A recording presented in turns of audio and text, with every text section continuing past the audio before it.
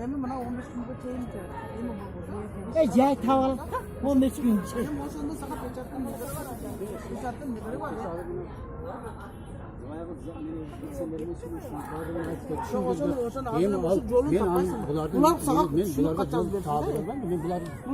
Bunlar seni kıyamasa oldu da ya bunlar şunu kat ettiğim ama ötmeyi de ettim. ne kadar ötmek gözlerin kolumdan filmden yazdım. Şunu kat hazır kağız hangi ötmek aldı ya? Ne mi?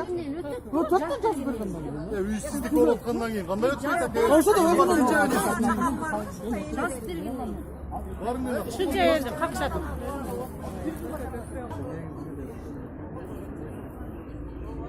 Biz buraya çarçayan yerine var.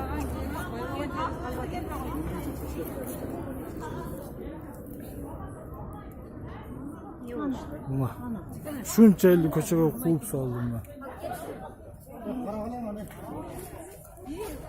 Aka kimni olib ketdi?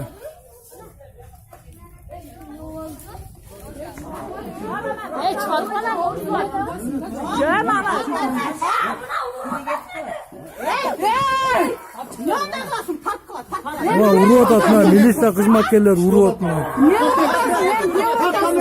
Özü girdi bu Niye vuruyorsun? Niye vuruyorsun? Ya ne kız balani uruvyapsizlar he?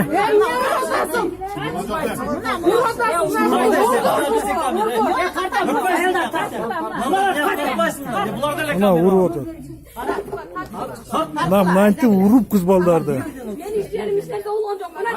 Ja tartışma. Az doğrunbay turib turasiz, chechilat az. Ichida turib turchi az. Az chechilat az. Niye gana moya kapak? Ben o yerden durup Girme lan sen de, girme. Girme. Dur ya, girme. Girenme. Adam oysan oğlum. Atayla olmasın. Gerek. Şunday gerek.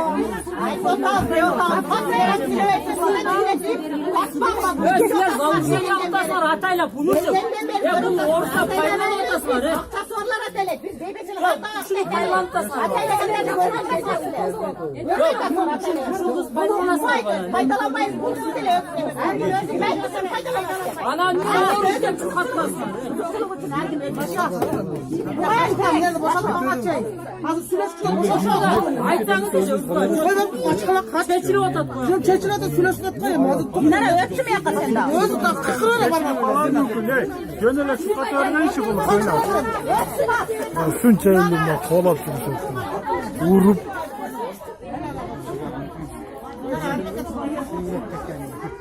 Ne çözdüler bu adamı.